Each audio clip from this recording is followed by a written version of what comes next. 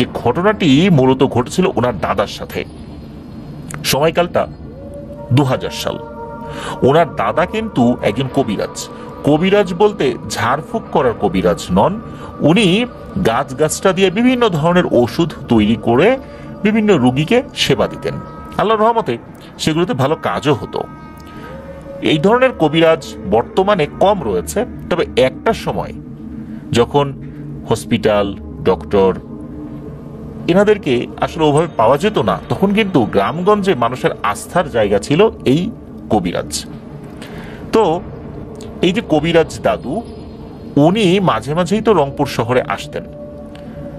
রংপুর যে medical college রয়েছে, এই মেডিকেল কলেজের আশেপাশেই ঘটনাটি ঘটেছিল। হোসাইন ভাই জানিয়েছেন যে রংপুর মেডিকেল কলেজের পাশ দিয়ে একটি রাস্তা রয়েছে যেটা দিয়ে হাজীপাড়া যাওয়া যায়, ওই দিক দিয়েই কারাগার রয়েছে। আর ওই দিকটাতে আরো একটি রাস্তা রয়েছে, সৈয়দপুর নীলফামারী যে হাইওয়েটা, ওইটা। একবার হয় কি যে এই যে হোসেন ভাইয়ের দাদু, উনি একটি বাজার এসেছেন, ওখানে বাজারটার নাম হচ্ছে গুদরি বাজার। যারা ওই এলাকায় আছেন তারা চিনতে পারবেন। তো গুদরি বাজারে একটা দোকান রয়েছে, ঝোলা লটকনের দোকান আর কি। ওখানে বিভিন্ন আয়ুর্বেদিক জিনিস পাওয়া যায়, ওষুধ তৈরির সরঞ্জামাদি পাওয়া যায়, অনেক গাছগাছরা পাওয়া যায়। বিশেষ করে কবিরাজরা ওই দোকানে এসে বিভিন্ন ধরনের জিনিসপত্র সংগ্রহ করেন, যেগুলো দিয়ে তারা ওষুধ তৈরি করেন। তাছাড়া ওই দোকানে ওষুধও পাওয়া যায়। তো দাদু সব কাজ শেষ করতে করতে রাত প্রায় 9টা সাড়ে 9টা লাগিয়ে দেন, এরকম একটা সময়। তো বাড়িতে ফিরবেন, ফেরার জন্য একটি রিক্সাও ঠিক করেন। ওই সময়ে এখনকার মতো তো অটো রিক্সা ছিল না, পায়ে চালিত রিক্সাগুলো ছিল। আর পায়ে চালিত রিক্সার পেছনে নিচের দিকে হারিকেন কিন্তু ঝোলানো থাকতো, এটা আপনারা অনেকেই দেখেছেন। এখনো হয়তো বা বাংলাদেশের কোনো কোনো এলাকায় রিক্সার নিচে হারিকেন দেখা যায়। দূর থেকে হারিকেন দেখলেই রাতের বেলা বোঝা যেত রিক্সা আসছে। এখন তো এরকমটা দেখা যায় না। তো ওরকম একটা রিক্সা উনি ঠিক করে, যেটা নিচে হারিকেন ঝোলানো ছিল, হারিকেন জ্বলছিল। তো রিক্সাওয়ালা তাকে নিয়ে যাচ্ছিলেন। যেতে যেতে লাশ কাটা ঘরের কাছে চলে এসেছেন। ওই সময় কিন্তু এই লাশ কাটা ঘরটা রংপুর মেডিকেল থেকে বেশ দূরে ছিল। যেমনটা শুধু যে ওইখানে ছিল বিষয়টা এরকম না, যেমন আমাদের রাজবাড়ী জেলাতেও সদর হসপিটাল থেকে লাশ কাটা ঘরটা বেশ দূরে, আগে কিন্তু এরকমই ছিল। তো ওই সময় ওইখানে এই লাশ কাটা ঘরটা ছিল। যখন ওনাদের রিক্সাটা ওইখানে চলে এসেছে, তখন হঠাৎ করে হয় কি, মনে হচ্ছে যে সাইক্লোন শুরু হয়েছে। আর ওই সাইক্লোন বা ঘূর্ণিঝড়টা শুধু মনে হচ্ছে ওই লাশ কাটা ঘরের আশেপাশে, যে ঘর বাড়ি তো নাই, যে গাছপালাগুলো রয়েছে মনে হচ্ছে শুধু ওখানে রয়েছে। এখন এই সাইক্লোনের মতো বাতাসের কারণে এই রিক্সার নিচে থাকা যেই হারিকেনটা, এই হারিকেনটার আলো নিভে যায়। ওখানে তো আশেপাশে কোনো দোকানপাটও নাই। এখন যেরকম দোকানপাট হয়েছে, ঘর বাড়ি তৈরি হয়েছে, ওই সময় কিন্তু এরকম ছিল না। আজ থেকে 25 বছর আগে, মানে 2000 সালে। তখন এই আলোটা পাবে কোথায়? কিন্তু এই যে যিনি রিক্সা চালক, তার কাছে ম্যাচ ছিল। যেহেতু আলো নিভে গেছে, এখন হাড়ি কিন্তু জ্বালাতে হবে। তো রিক্সাটা থামিয়ে যিনি রিক্সা চালক, উনি রিক্সা থেকে নিচে নামেন। আর এই যে কবিরাজ দাদুকে রিক্সা চালক বলেন যে, কাকা আপনি বসেন, আমি হারিকেনটা জ্বালাই। উনি কি করেছেন, রিক্সার নিচে গিয়ে হারিকেনটা ঠিক করার চেষ্টা করছেন। তো ওনার পকেটে আবার ম্যাচ ছিল। আর এই রিক্সা চালকও উনি বিড়ি খেতেন। এখন হচ্ছে কি, ওনার পকেট হাতাচ্ছেন, লুঙ্গির এখানে যে গুজে রাখা যায় ওখানে হাতাচ্ছেন, কিন্তু উনি ম্যাচ খুঁজে পাচ্ছেন না। কবিরাজ দাদু বলছেন যে, হ্যাঁ কি হলো, জ্বালাতে পারছো? তখন ওই রিক্সা চালক বলছেন যে, না কাকা, ম্যাচ তো খুঁজে পাচ্ছি না, হাতড়াচ্ছি, ম্যাচ তো খুঁজে পাই না। এখন এই অন্ধকারে আবার কোথাও পড়ে গেল নাকি এখানে, তাও তো বুঝতে পারছি না। আপনার কাছে ম্যাচ আছে? তখন কবিরাজ দাদু বললেন, না রে বাবু, আমার কাছে তো ম্যাচ নাই। এখন কি করা যায়? তখন কবিরাজ দাদুকে ওই রিক্সা চালক বলছেন যে, কাকা আপনি একটু বসেন, আমি দেখি আশেপাশে কোথাও কোনো কিছু পাই কিনা। এমত অবস্থায় হঠাৎ করে রিক্সা যিনি চালক উনি বলছেন যে ও কাকা দাঁড়ান দাঁড়ান, আমি মনে হয় ম্যাচের সন্ধান পেয়ে গেছি। যখন ওই রিক্সা চালক উনি নিচু হয়ে ওই হারিকেনের কাছে গিয়েছিলেন, তখন উনি দেখছেন যে রাস্তার উল্টো পাশেই যে লাশ কাটা ঘর রয়েছে, ওই লাশ কাটা ঘরের ভেতর থেকে আলো ভেসে আসছে এবং উনি দেখতে পাচ্ছেন যে একটা লোক উল্টো হয়ে বসে আছে। মানে ওই লাশ কাটা ঘরের জানালা খোলা, ভেতরে কোনো হারিকেন জ্বলছে, হারিকেনের আলো যেরকমটা হয় আর কি, ওরকম বোঝা যায় যে এটা হারিকেনের আলো, আর উল্টো হয়ে বসে আছে। তখন ওই রিক্সা চালক বলছেন যে ও কাকা পেয়ে গেছি তো আলো, যাই আমি নিয়ে আসি। তখন আবার কবিরাজ দাদু বলছেন যে কোত্থেকে আলো পেলে? বলে যে ওই যে দেখেন লাশ কাটা ঘরে আলো জ্বলছে, মনে হয় ডোম ভিতরে বসে আছে, আমি ওর কাছ থেকে ম্যাচটা নিয়ে আসি। তখন এই কবিরাজ দাদু বলছেন যে থাক থাক বাবু, তোমার যেতে হবে না, তুমি রিক্সার কাছে থাকো, আমি গিয়ে নিয়ে আসি। এই বলে কবিরাজ দাদু উনি রিক্সা থেকে নেমেছেন। নেমে উনি রাস্তা পার হয়ে ওই লাশ কাটা ঘরের যেই রাস্তাটা ওটা ধরেছেন, মানে রাস্তার পাশেই আর কি। রাস্তার থেকে সামান্য একটু 20-25 কদম হেঁটে ওই ঘরটার কাছে যেতে হয়। তো উনি দূর থেকে দেখছেন যে হ্যাঁ ঠিকই, রিক্সা চালক ঠিকই দেখেছেন, উনি দেখতে ভুল করেন নাই। ওখানে একটা ছোট্ট জানালা রয়েছে, ওই জানালার দিকে পিঠ দিয়ে কেউ একজন কোনো কাজ করছে আর ভিতরে আলো জ্বলছে। তো দাদু মনে করেছেন ওই ডোম বসে আছে, মনে হয় লাশ নিয়ে কোনো কাজ টাজ করছে আর কি। তো উনি ওই জায়গায় গিয়েছেন, যাওয়ার পর জানালার কাছে গিয়ে বলছেন যে ও ভাই একটু ম্যাচ দাও না, রিক্সার হারিকেন তো নিভে গেছে, সামনে যাব কিভাবে, ঝড় বাদল শুরু হয়ে যাচ্ছে। তো বলার পর কোনো উত্তর আসে না। আবারও বলছেন যে ও ভাই ম্যাচটা দাও না, এরপরও কোনো কথার উত্তর আসে না, মানে কোনো নড়াচড়াই নাই। ওই লোকটা সে তার মতো করে কাজ করছে। আবারও কবিরাজ দাদু বলে উঠলেন ও ভাই শোনো না নাকি, ম্যাচটা দাও না। এবার হয় কি, হঠাৎ করেই ভেতরের আলোটা ধপ করে নিভে যায়। নিভে যাওয়ার পরও কিছুটা কিন্তু বোঝা যাচ্ছিল যে ঘরের ভিতরে কি হচ্ছে। যতটুকু বোঝা যাচ্ছিল তাতে কবিরাজ দাদু বুঝতে পারলেন যে ঘর থেকে কেউ একজন বেরিয়ে গেল দরজা দিয়ে। বের হওয়ার পর যেটা হলো সেটা দেখার জন্য উনি মোটেও প্রস্তুত ছিলেন না। উনি দেখেন যে পাশে একটা শিমুল গাছ রয়েছে, শিমুল তুলার যে গাছগুলো, ওই গাছ একদম ফুল হয়, লাল লাল ফুল হয়, তুলা হয়, আর এই গাছগুলোর সমস্ত বডিতে কিন্তু কাটা থাকে। যারা এই গাছগুলো দেখেছেন তারা বলতে পারবেন বা বুঝতে পারবেন। দাদু খেয়াল করলেন যে ওই লোকটা বের হওয়ার পর ওই শিমুল গাছ বেয়ে তরতর করে উপরে উঠে যাচ্ছে। ওই শিমুল গাছটা নাকি এতটাই মোটা ছিল যে 2-3 জন মিলে এটার বের পাওয়া যেত না। যখনই এই দৃশ্য দেখলেন তখনই দাদু বুঝতে পারলেন যে সর্বনাশ, ভয়ঙ্কর এক জিনিস উনি দেখে ফেলেছেন। আর এতক্ষণ যেটা দেখা যাচ্ছিল এটা আসলে কোনো ডোম না, এটা ভয়ঙ্কর কোনো পিশাচ হবে। উনি দ্রুত ওখান থেকে চলে আসলেন, এসেই লাফ দিয়ে রিক্সায় উঠলেন এবং রিক্সা চালককে বলছেন যে বাপুরে তাড়াতাড়ি চালা, সমস্ত শক্তি দিয়ে চালা, আমরা কিন্তু বিপদে পড়ে গেছি।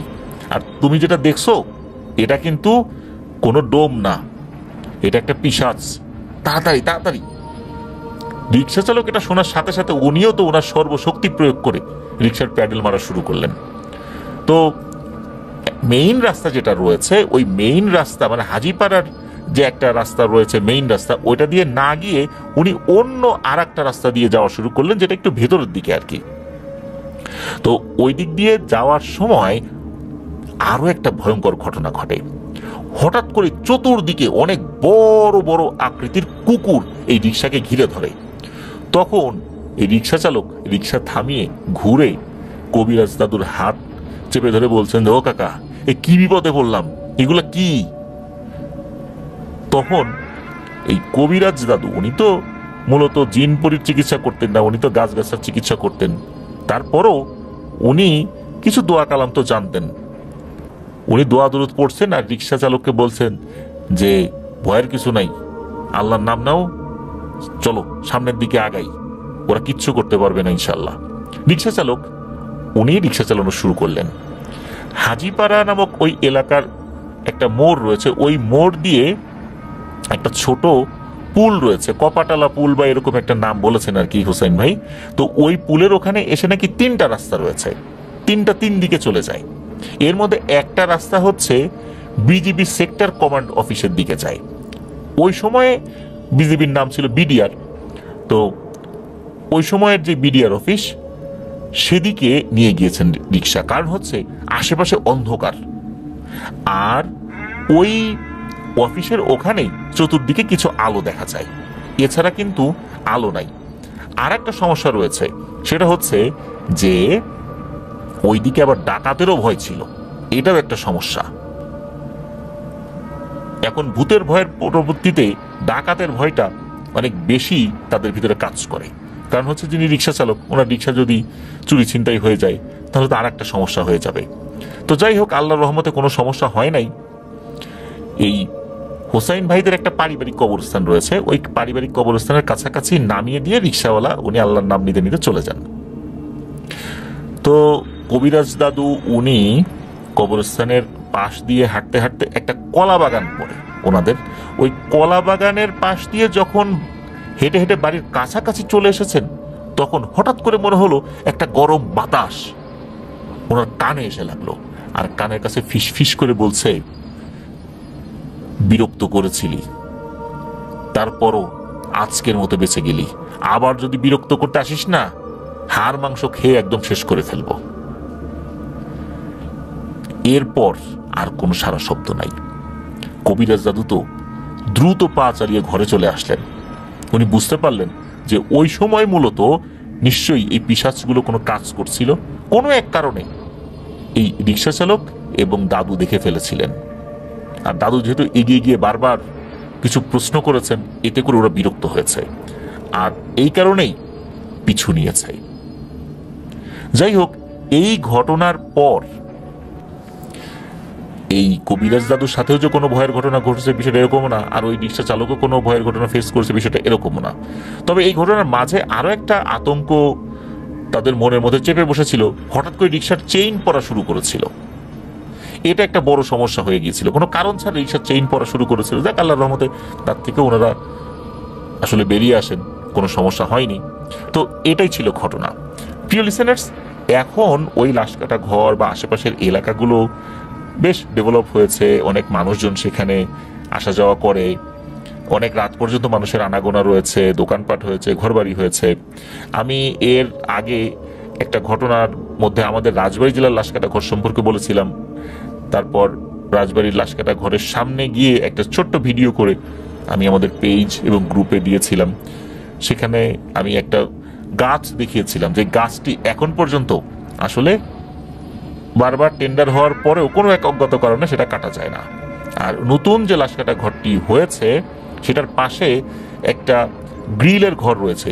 এখানেই মূলত পূর্বে একটি ছোট্ট ঘর ছিল, উপরে টিন শেড, চারদিকে দেয়াল, দেয়ালের রংটা ছিল অফ হোয়াইট কালার।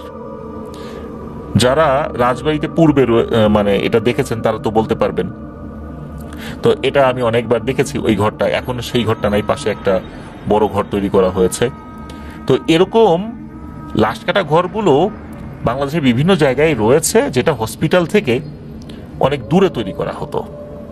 রংপুরে কিন্তু এখন ওই রংপুর মেডিকেল কলেজেই ময়নাতদন্ত সম্পন্ন করা হয়, এখন নাকি ওইখানে লাশ কাটা হয় না, এটাই আমাদেরকে হোসেন ভাই জানিয়েছেন।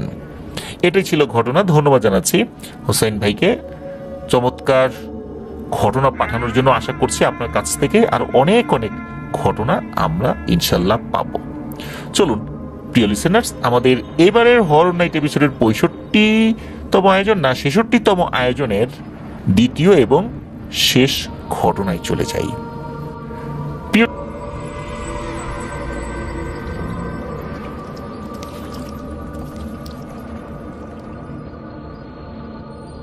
প্রিয় লিসেনার্স, আবারও স্বাগতম জানাচ্ছি আমাদের হরর নাইট এপিসোডের 66তম আয়োজনের শেষ ঘটনায়। এখন যে ঘটনাটি আপনাদের সাথে শেয়ার করব, এই ঘটনাটি আমাদেরকে যিনি পাঠিয়েছেন তার নাম মোহাম্মদ মুজাহিদুল ইসলাম মেহেদি। উনি ঢাকার বাড্ডায় রয়েছেন, তবে ওনার দেশের বাড়ি চট্টগ্রামে। উনি বর্তমানে সরকারি তিতুমির কলেজে অনার্স দ্বিতীয় বর্ষে অধ্যয়নরত। ওনার পরিবার চট্টগ্রামেই থাকেন, আর উনি বর্তমানে ঢাকায় বসবাস করছেন। ঘটনাটি মূলত যার সাথে ঘটেছিল তিনি সম্পর্কে এই মেহেদী ভাইয়ের দুঃসম্পর্কের মামা হন, যার নাম নবাব উদ্দিন। এই ঘটনাটি চট্টগ্রাম জেলার সাতকানিয়ার গোয়াজাপাড়া এলাকার, আর সময়কালটা ছিল 1993 সালের ডিসেম্বর মাস। এই নবাব মামার পেশা ছিল মূলত উনি গ্রামের বিভিন্ন জমি, ঘর, এই জিনিসগুলোর চারদিকে যে বেড়া দেয়া হয় না, উনি এই বেড়ার কাজ করতেন। আর বেড়ার কাজ যারা করেন তাদের হাতে সবসময় একটা কাঁচির মতো জিনিস থাকে। এই কাঁচিটা একটা পাতলা কাপড় দিয়ে সবসময় ওনারা পেঁচিয়ে রাখেন। আসলে সবসময় এই কাঁচিটা ওনাদের লাগেই, এটা ওনাদের কাজের একটা অন্যতম টুলস বলতে হবে। উনি সবসময় হাতে রাখেন, যেখানেই যান এটা ওনার হাতেই থাকে। তো ওই সময় এই সাতকানিয়া গোয়াজাপাড়া এলাকাতে সপ্তাহে 2 দিন হাট বসতো, মঙ্গলবার আর বৃহস্পতিবার। সেদিন ছিল বৃহস্পতিবার। মামা আসরের নামাজ আদায় করার জন্য মসজিদে গিয়েছেন এবং রীতিমতো নামাজ পড়ে বাসায়ও আসছেন। বাসায় এসে তখন যখন একটু বসেছেন, মামার মা যিনি মামাকে বলছেন যে আজকে তো হাটবার, তুই বাজারে গিয়ে কিছু বাজার সাথে করে নিয়ে আয়, ঘরে তো তেমন কাঁচা বাজার নাই। আবার মামারও প্রয়োজন ছিল বাজারে যাওয়ার, কিন্তু বিষয়টা উনি ভুলেই গিয়েছিলেন। মামা যেখানেই যান কাঁচিটা তো হাতেই নেন, উনি কাঁচিটা হাতে নিয়েছেন। তবে সবসময় যেরকম হাতে রাখেন কাজ ছাড়াও, এবার কিন্তু কাজের জন্যই নিয়েছেন, কারণ হচ্ছে কাঁচিটা ধার করাতে হবে, আর নতুন আর একটা কাঁচি কিনতেও হবে। যেই কাঁচিটাতে উনি ধার করাবেন এইটা আসলে অনেকটাই ক্ষয় হয়ে গেছে বিভিন্ন জায়গায় কাজ করতে করতে। মামা দেরি না করে হাতে বাজারের ব্যাগ নিয়ে হাটের উদ্দেশ্যে রওনা হন। গোয়াজাপাড়ার হাট মামাদের বাসা থেকে খুব বেশি দূরে নয়, হেঁটে যেতে 30 থেকে 35 মিনিটের মতো সময় লাগে। আর হাটে যাওয়ার পথে একটা ছোট্ট কালভার্টের মতো ব্রিজ পড়ে। হাঁটতে হাঁটতে একসময় বাজারে গিয়ে উনি পৌঁছান। তারপর মামা বাজারের চারদিকে একটু ঘুরে দেখছেন যে কোথায় কি ধরনের বাজার উঠেছে। ওই বাজারে তখন অনেক মানুষই আসছিলেন আর কি। আর সময়টা যেহেতু শীতকাল ছিল, তাড়াতাড়ি বাড়িতে ফেরত যেতে হবে, শীতকালে সন্ধ্যাটাও একটু তাড়াতাড়ি লেগে যায়। মামা দেরি না করে বাজার ঘুরে বাজার সদাই করতে থাকেন। বাজার সদাই শেষ হওয়ার আগেই হয় কি, মাগরিবের ওয়াক্ত হয়ে গিয়েছে। বাজার যে মসজিদ রয়েছে, মসজিদের মাইকে মাগরিবের আজান দেওয়া শুরু হয়ে যায়। মামা কি করেছেন, ওনার যেই বাজারগুলো, মানে ওই সময় পর্যন্ত উনি যে বাজারগুলো করেছিলেন, মামার এক পরিচিত বন্ধুর দোকানে বাজারগুলো রেখে মাগরিবের নামাজ আদায়ের জন্য মসজিদে ঢুকেছেন। নামাজ পড়ে উনি বের হওয়ার পর বাকি বাজার সদাইগুলো করেন। বাজার সদাই শেষ হওয়ার পর মামা গিয়েছেন কামারের দোকানে কাঁচি ধার করাতে। সেখানে গিয়ে ওনার কাঁচিটা ধার করিয়ে নেন এবং নতুন আরেকটি লোহার কাঁচি কিনে নেন। এইভাবে বেশ কিছুটা সময় কেটে যায়। এদিকে এশার আজানও হয়ে যায়। উনি চিন্তা করলেন যে এখন বাইরে বের হব, একবারে এই মসজিদে এশার নামাজটা পড়ে তারপর বাড়ির দিকে রওনা দিই। তো মামা এশার নামাজ পড়ে বাড়ির দিকে রওনা দিয়েছেন। সাধারণত শীতকালে এই এশার আজান 7টা, সোয়া 7টা, 7:30 এরকম হয়। তবে রাত 8টার আগেই মোটামুটি এশার নামাজ শেষ হয়ে মসজিদ ক্লোজ হয়ে যায়। ওখানেও সেটাই হয়। গ্রামের লোকজন তারা যে যার মতো বাড়িতে চলে গিয়েছেন, আর দোকানপাটগুলো ধীরে ধীরে বন্ধ হওয়া শুরু হয়ে গিয়েছে, যেহেতু এশার নামাজ শেষ। মামা উনি তো বাড়ির দিকে রওনা দিয়েছেন, একা একাই যাচ্ছিলেন। যে পথ দিয়ে যাচ্ছিলেন, গ্রামের 2 পাশে তো বিল ছিল ওই সময়, যে রাস্তা দিয়ে যাচ্ছেন আর কি। মাঝে কাঁচা পাকা সরু রাস্তা, মানে কোনো জায়গায় একটু কাঁচা, কোনো জায়গায় পাকা, বেশ লম্বা একটা রাস্তা। তো কোনো কোনো জায়গায় টেন্ডার হয়েছে, ওইটুকু কাজ হয়েছে, পরে আবার কাঁচা, এরকম আর কি। চারদিকে ছিল শুনশান নীরবতা।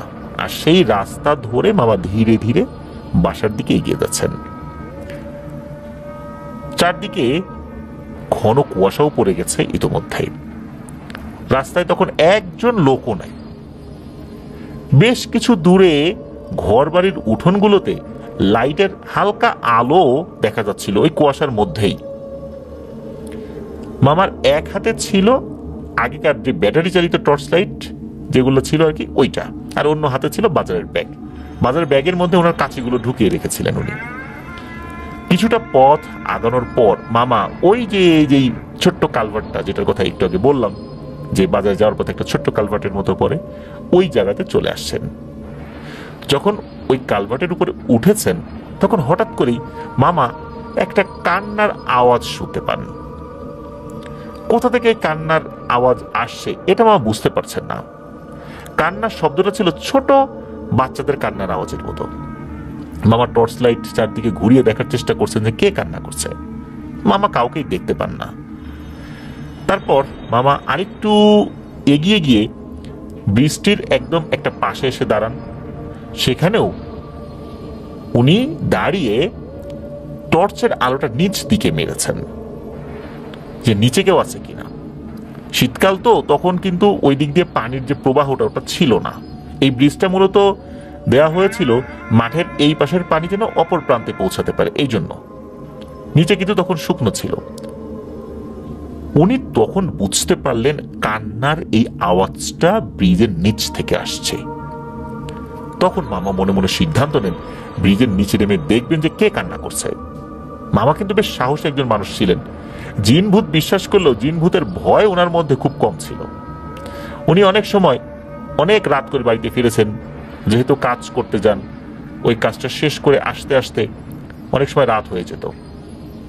অনেক সময় চুক্তিভিত্তিক কাজ থাকতো যে এই কয়েকদিনের মধ্যে শেষ করতে হবে। তখন কিন্তু ওনাকে অনেক রাত পর্যন্ত কাজ করে কাজ শেষ করে বাড়িতে ফিরতে হতো। এই জন্য বাসায় একা একা রাতের বেলা ফেরা বা গভীর রাতের বেলা এভাবে ফেরার অভ্যাসটা ওনার নতুন কিছু না। উনি চিন্তা করেছেন যেহেতু বাচ্চার কান্নার আওয়াজ আসছে, নিশ্চয়ই এইদিকে কোনো বাচ্চা খেলতে এসে রাস্তা হারিয়ে ফেলেছে, এখন বাসায় ফিরতে পারছে না, বাসাও চিনতে পারছে না, তাই ভয় পেয়ে ব্রিজের নিচে বসে কান্নাকাটি করছে। এরকমটাই হবে হয়তো। মামা বাজারের ব্যাগটি ব্রিজের উপর রেখে ব্যাগ থেকে কাঁচিটা নিয়ে উনি নিচে নামতে থাকেন। বুদ্ধি করে এই কাজটি করেছিলেন। তবে উনি কাঁচিটা হাতে নিয়েছিলেন এই কারণে যে যেহেতু রাতের বেলা উনি নিচে নামছেন, আবার সাপটাপ থাকে কিনা, পোকামাকড় থাকে কিনা, এই জন্যই মূলত কাঁচিটা হাতে নিয়েছিলেন। এরপর উনি যখন নিচে নেমেছেন সত্যিই দেখেন ব্রিজের নিচে 5 থেকে 6 বছর বয়সের বাচ্চার মতো একটা বাচ্চা হাঁটু মুড়ে বসে আছে। বোঝা যাচ্ছে তার পরনে সাদা স্যান্ডো গেঞ্জি এবং ছোট্ট একটি হাফ প্যান্ট। মামা বাচ্চাটিকে দেখে একটু অবাকই হন। এই শীতের রাত্রে কোনো ধরনের গরমের পোশাক নাই শরীরে, এই বাচ্চাটা কিভাবে বাড়ি থেকে বের হলো, তার মা বাবা কিভাবে বাড়ি থেকে তাকে বের হওয়ার অনুমতি দিল। বিকালে বের হলো তো তার শরীরে হালকা গরম পোশাক থাকবে, কিন্তু না, কোনো গরমের পোশাকই তার শরীরে নাই। আর এখন পথ হারিয়ে এই শীতে কষ্ট পাচ্ছে। তো মামা এসব মনে মনে ভেবে মনে মনে নিজেও কষ্ট পাচ্ছিলেন। মামা বাচ্চাটিকে বলেন, হ্যাঁ রে গেদা, তুই কে রে, তোর নাম কি, তোর বাসা কোথায়, আর এইখানে কিভাবে আসলি? ওই বাচ্চা কোনো উত্তর দেয় না। ওই যে হাঁটুর ভিতরে মুখ লুকিয়ে সেরকম কেঁদেই চলছে, মামার দিকে তাকাচ্ছেও না পর্যন্ত। মামা আবার জিজ্ঞেস করেন যে এই তুই কোন বাড়ির রে, কথা বলিস না কেন, আমার দিকে তাকা, আমি তোকে বাসায় পৌঁছে দেবো, ভয় নাই, আয় আয় আমার সাথে আয়। কিন্তু না, বাচ্চাটি কেঁদেই চলছে, কোনো উত্তর দেয় না, কান্না করছে তো করছেই। এক সময় মামা বিরক্ত হয়ে বাচ্চাটিকে ধমকের সুরেই বলে, কিরে যাবি কিনা বল আমার সাথে, নাহলে কিন্তু আমি এখানে তোকে ফেলেই চলে যাব, তাহলে কিন্তু আর বাসায় যেতে পারবি না, সারা রাত এই ঠান্ডার মধ্যে থাকতে থাকতে তোর অবস্থা খারাপ হয়ে যাবে। এ কথা বলেও কোনো লাভ হলো না, কোনো রেসপন্স নাই ওই বাচ্চাটার তরফ থেকে। এখন মামা তো একজন দায়িত্বশীল মানুষ, উনি তো এতটুকু একটা ছোট বাচ্চাকে এইভাবে ঠান্ডার মধ্যে রেখে চলে যাবেন এটা তো চিন্তা করতে পারছেন না।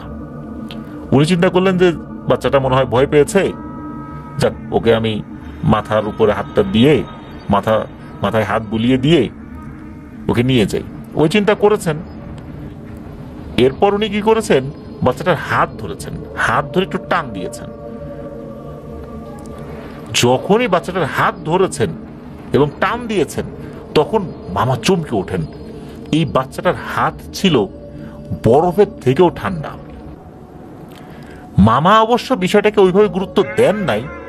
মামা ভেবেছেন শীতকাল, ছেলেটার মানে কোনো গরমের পোশাকই নাই শরীরে, এই জন্য হয়তো বা ঠান্ডায় শরীর এরকম হয়ে গেছে, এত ঠান্ডা লাগছে, আর হাত এরকম ঠান্ডা হয়ে গেছে, এটা তো এখন অস্বাভাবিক কিছু বোঝাও যায় না, ঠান্ডার মধ্যে বসে থাকলে তো এরকম শরীর ঠান্ডা হবেই। মামা সেটার এক হাত ধরে টানতে থেকে বলে যে আয় রে আমার সাথে আয়, আর না আসলে এই যে কাঁচি দেখছিস, আমি কিন্তু কাঁচি দিয়ে তোর হাতে কিন্তু একটা পোচ দিয়ে দেব, আয়। মামা মূলত ভয় দেখানোর জন্য বলেছিলেন, কারণ বাচ্চাটা আসতে চাচ্ছে না। অনেক সময় ছোট বাচ্চারা থাকে না যে ভয় পাচ্ছে, কোথাও যেতে চাচ্ছে না, অথচ সে তার মা বাবার কাছে যাওয়ার জন্য কান্নাকাটি করছে। তো মামা এরকমটাই মনে করছে, একটু ভয়টাই দেখালে বাচ্চাটা হয়তো বা তার সাথে উঠে আসবে। কিন্তু যখনই মামা এই কথা বলেছেন, তখনই নাকি বাচ্চাটা মামার দিকে মাথা উঁচু করে তাকিয়েছে। আর মামার হাতে তো টর্চ লাইট ছিলই। মামার টর্চ লাইটের আলোতে যেটা দেখেন সেটা দেখে ওনার পিলে চমকে যায়। মামা দেখেন এই বাচ্চাটার চোখ দুটো অনেক বড় বড় আর পুরোটা লাল বর্ণের, আর চোখের উপরে মনে হচ্ছে কোনো পাতা নাই, কোনো ভুরুও নেই, আমাদের যেরকম ভুরু থাকে এরকম কোনো ভুরুও নেই। আর তার চোখ, নাক, মুখমণ্ডল মনে হচ্ছে সমান, কপালের একদম সমান্তরালে চোখ। আমাদের যেমন চোখটা ভুরুর নিচে একটু কোটরের মধ্যে থাকে, কিন্তু না, তার কপাল সমান করে চোখ, বড় বড় দুটো চোখ। তার মুখও কিন্তু একদম চোখ সমান্তরাল। আমাদের চেহারায় তো ভাঁজ থাকে, কিন্তু এরকম না, একদম সমান। আর তখনই ওই বাচ্চাটা ভয়ঙ্কর একটা হাসি দেয়, কিন্তু হাসিটা ছিল শব্দবিহীন, মানে কোনো শব্দ নাই। মামা দেখেই বুঝতে পারেন যে এইটা কোনো মানুষের সন্তান হতে পারে না। আর তারপরই মামা বাচ্চাটার হাত ছেড়ে দেন। আর তখনই মামা দেখতে পান আরো একটা ভয়ঙ্কর দৃশ্য। এই বাচ্চাটার শরীর দিয়ে খেজুর গাছের যত বড় কাটা হয় না, খেজুর গাছের ডালে যত বড় চিকন চিকন লম্বা কাটা হয়, ওই রকম সাইজের কাটা সমস্ত শরীর দিয়ে বের হচ্ছে, হাত, পা, গলা, বিভিন্ন জায়গা থেকে। আর এখন কান্নার বদলে ভয়ঙ্কর শব্দে বিকট একটা আওয়াজ করছে। মামা ওখানে আর দাঁড়িয়ে থাকতে পারলেন না, দ্রুত দৌড়ে উনি রাস্তার উপর উঠে আসেন। আর বাজারের যে ব্যাগটা, এটা তো ব্রিজের এক পাশে রাখা ছিল, উনি ব্যাগ না নিয়ে দৌড়ানো শুরু করেন। দৌড়ানোর এক পর্যায়ে মামা পেছন থেকে শুনতে পান যে তোর হাতে আজ লোহার কাঁচি ছিল, তাই কিছু করতে পারলাম না রে। এই কথা শোনার পর মানে মামা দৌড়ানো অবস্থাতেই আবার পেছন দিকে ঘাড় ঘুরিয়ে তাকিয়েছেন। মামা দেখেন যে ওই বাচ্চা ছেলেটা ব্রিজের উপর হাওয়ায় ভেসে দাঁড়িয়ে আছে। এটা দেখে মামা আরো জোরে জোরে দৌড়ানো শুরু করেন। দৌড়াতে দৌড়াতে একটা সময় মামা বাসায় চলেও আসেন। এসে দেখেন যে মামার মা মানে নানি বাড়ির সামনে বারান্দায় বসে আছেন এই শীতের মধ্যে। তারপর মামা প্রচন্ড জোরে এক চিৎকার দিয়ে উঠোনেই জ্ঞান হারিয়ে ফেলেন।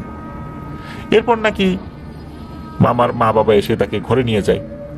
অল্প সময়ের মধ্যে মামার জ্ঞান ফেরত আসে। এরপর মামা তাদেরকে সব ঘটনা খুলে বলেন। মামা যেহেতু সেখানে বাজারে ব্যাগ ফেলে এসেছিলেন, তাই মামার বাবা এবং গ্রামের কয়েকজন মিলে সেই ব্রিজের কাছে যায় বাজারের ব্যাগটি আনার জন্য।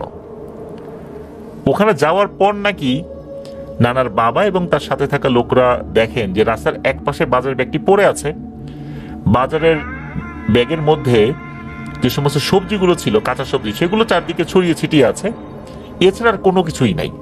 অথচ মামা কিন্তু কই মাছ, খাসির মাংস এগুলো কিনেছিলেন। তাহলে এগুলো কোথায় গেল? ওনারা বুঝতে পারেন এইগুলো সেই অশরীরই খেয়ে ফেলেছে। যাই হোক, ওনার বাড়িতে চলে আসেন। মামার মা মামাকে জিজ্ঞেস করেছিলেন, আচ্ছা তুই এত রাত্রে এলি কেন? এখন রাত প্রায় 12টা বাজে, হাট বাজার তো 8টার মধ্যেই বন্ধ হয়ে যায়, তোর এতক্ষণ লাগলো কেন?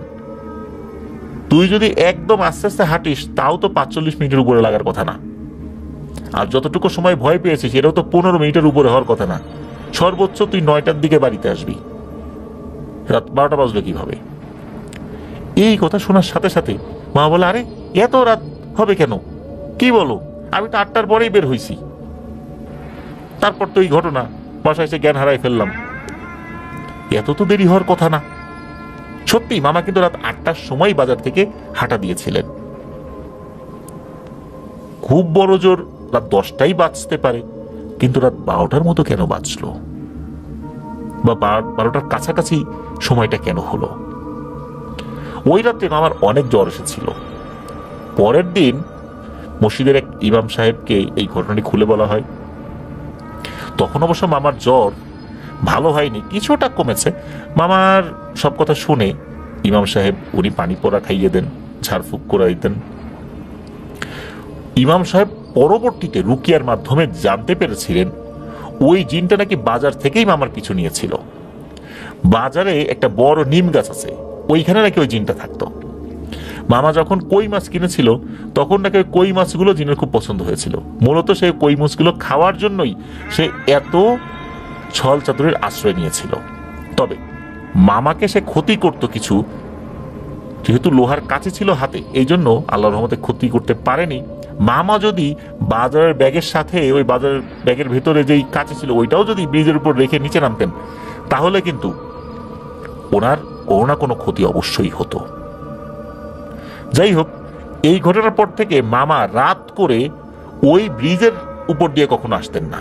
রাত হলে উনি অন্য পথ দিয়ে আসতেন, আর যদি ব্রিজের উপর দিয়ে একান্ত আসতেই হতো কখনো একা আসতেন না। আর রাতের বেলা উনি সাধারণত পথ ঘুরে অন্য পথ দিয়ে বাড়িতে আসতেন। এটাই ছিল ঘটনা। আমাদেরকে মেহেদী ভাই জানিয়েছেন যে সাতকানিয়াতে আরো অনেক ঘটনা ওনার জানা আছে, যেটা সাতকানিয়াতে ঘটেছিল, বিশেষ করে নানুর বাড়িতে। সেগুলো পর্যায়ক্রমে আমাদেরকে পাঠাবেন, আমরা অপেক্ষা করব সেই ঘটনাগুলোর জন্য। ধন্যবাদ জানাচ্ছি মুজাহিদুল ইসলাম মেহেদী ভাইকে এবং হোসাইন ভাইকে আপনাদের চমৎকার দুটি ভয়ের ঘটনার জন্য। আশা করছি আপনাদের কাছ থেকে প্রতিনিয়তই আমরা ঘটনা পেতে থাকবো। আপনাদের পরিচিত যারা রয়েছেন, যারা ভয়ের ঘটনা শুনতে পছন্দ করেন, তাদেরকেও আমাদের চ্যানেল সম্পর্কে অবগত করুন। প্রিয় লিসেনার্স, এই মুহূর্তে যে স্টোরিটি আমি আপনাদের সাথে শেয়ার করতে যাচ্ছি, এই স্টোরিটির সময়কাল 1980 সাল থেকে 90 সালের মাঝামাঝি কোনো একটা সময়ে শুরু হয়। এই ঘটনাটি যেখানে ঘটে এটি একটা বিস্তীর্ণ জায়গা নিয়ে ঘটেছিল। প্রথমত এটি নড়াইল জেলার লোহাগাড়া উপজেলার শালনগর ইউনিয়ন থেকে ঘটনাটির সূত্রপাত হয় এবং ঘটনাটির যেই এরিয়াটা, যেই মানে যতদূর বিস্তৃত হয়েছিল সেটি আলফাডাঙ্গার পানাইল গ্রাম পর্যন্ত। তো আমাদের আজকের ঘটনা এই দুই এলাকার মধ্যবর্তী জায়গা এবং দুই এলাকা নিয়েই মানে কেন্দ্রীভূত থাকবে। প্রিয় লিসেনার্স, ঘটনাটি যার সাথে ঘটেছিল তার নাম হচ্ছে আলা আমিন। উনি পেশায় একজন গ্রাম্য ডাক্তার ছিলেন। ওনার বাবা ছিলেন লোকমান ডাক্তার, মানে তিনিও একজন গ্রাম্য ডাক্তার ছিলেন। আলামিন ডাক্তারের বয়স ছিল 27 থেকে 28 বছরের মতো। শালনগর ইউনিয়নেই আলামিন ডাক্তারের দোকান ছিল। মানুষ যখন তাদের বাড়িতে ডাকতো রোগী দেখার জন্য সেখানেও যেত, এবং বাজারে যে দোকান থাকতো, যে চেম্বার ছিল, সেখানে রোগী আসতো। এইভাবেই আলামিন ডাক্তারের সময় কেটে যাচ্ছে। কোনো এক বিকেলে আলামিন ডাক্তার অলসভাবে বসেছিল, কোনো রোগী ছিল না। তখন হঠাৎ একটি সুন্দরী মেয়ে আসে, যে কিছু সমস্যার কথা বলে। আলামিন ডাক্তার সমস্যাগুলি শুনে ওষুধ দিয়ে দেয় এবং 7 দিন পরে আবার আসতে বলে। মেয়েটি 7 দিন পরে আবার আসে এবং সে জানায় এই ওষুধগুলি খেয়ে সে সুস্থ হয়ে গেছে। সে আলামিন ডাক্তারকে ধন্যবাদ। এরপরেও ওই মেয়েটি মাঝে মাঝে আলামিন ডাক্তারের কাছে আসতো। মেয়েটি যখন আসতো সেই সময়টি ছিল পরন্ত বিকেল। সে কখনো সকালে বা দুপুরে আসতো, আর পরন্ত বিকেলে ঠিক তখনই আসতো যখন আলামিন ডাক্তারের চেম্বারে কোনো রুগী থাকতো বা তার আশেপাশে কেউ থাকতো না। আলামিন ডাক্তারের সাথে সে গল্প করত, কিন্তু তার বাড়ি কোথায়, বাড়িতে কে কে আছে, এই বিষয়ে সে কিছুই বলত। তবে তার নাম বলে তার নাম হচ্ছে সাবিনা। এর বাইরে আর কোনো তথ্য আলামিন ডাক্তারকে মেয়েটি দেয়। মেয়েটি মাঝে মাঝে আসতো, কথা বলতো। তার মার্জিত আচরণ, সুন্দর চেহারা, তার হাঁটা চলা, সবকিছু দেখে আলামিন ডাক্তারের মনে ভালোবাসার জন্ম নেয়। মেয়েটিকে সে ভালোবাসত, কিন্তু সহজে সে বলতে পারে। কিন্তু ইশারা ইঙ্গিতে মেয়েটিকে সে বোঝানোর চেষ্টা করে। আলামিন ডাক্তার মেয়েটিকে বিয়ের কথা বলে, কিন্তু মেয়েটি এড়িয়ে যায়। মেয়েটি কথাগুলোর তেমন কোনো পাত্তা নেই। মেয়েটি যখন কথাগুলো এড়িয়ে যেত, তখন আলামিন ডাক্তার মনে কষ্ট পেত যে মেয়েটি কেন বিয়ের কথা বললে বারবার এড়িয়ে যায়, অন্য প্রসঙ্গে চলে যায়, বিয়ের বিষয়ে আর কোনো কথা বলে।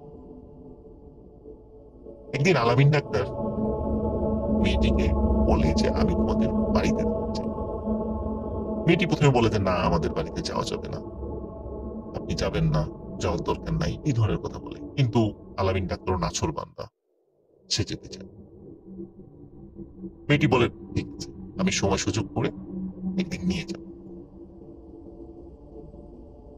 ঠিক একই রকম ভাবে কোনো এক বিকেলে মেয়েটি আসে। এবার সে সুন্দর একটি শাড়ি পরে এসেছে। শাড়িতে মেয়েটিকে আরো সুন্দর লাগছিল। সাধারণত মেয়েটি যখন আসতো তখন থ্রি পিস বা সালোয়ার কামিজ এই ধরনের ড্রেস পরে আসতো। ওই দিন আসে এবং আলাপচারিতায় মেয়েটি আলামিন ডাক্তারকে বলে, আপনি আমাদের বাড়িতে যেতে চেয়েছিলেন, যাবেন আজকে?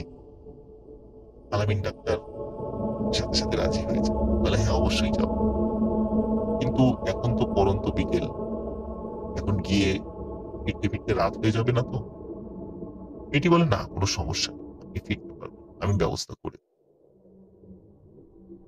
মেয়েটি আলামিন ডাক্তারকে সাথে নিয়ে বের হয়ে যায়। শালনগর ইউনিয়ন থেকে বেশ দূরে একটি ঘাট রয়েছে, তার নাম হচ্ছে বানাঘাট। এই বানাঘাট পার হয়ে আলফাডাঙ্গার পানাইল গ্রামে তারা যায়। কিন্তু এই আলফাডাঙ্গার পানাইল গ্রামে যে যাচ্ছে, এই পানাইল গ্রামের নাম আলামিন ডাক্তার জানত এবং অ্যাকচুয়ালি যে সে আসলে কোথায় যাচ্ছে এটাও ওই মেয়েটি বলে। মেয়েটি যখন তাকে নিয়ে বের হয়, বের হওয়ার পর প্রথমে একটি গ্রাম পায়, সেই গ্রামের নাম হচ্ছে ভেন্নাতলা বাজার। এই ভেন্নাতলা বাজারের থেকে একটি ভ্যান নিয়ে আগাতে থাকে। আসলে ওই ভেন্নাতলা বাজারটা কিন্তু ওই নদী পার হয়ে, সেখান থেকে ভ্যানে করে যেতে থাকে। যেতে যেতে যেতে যেতে একটি বাগানের কাছে এসে ফেলে। এখানে একটা বিষয় পড়ে রাখতে হবে, ভেন্নাতলা বাজারে যখন আলামিন ডাক্তার ও সাবিনা নামের ওই মেয়েটি আসে, আসার পরে দেখে যে একটি ভ্যান দাঁড়িয়ে আছে।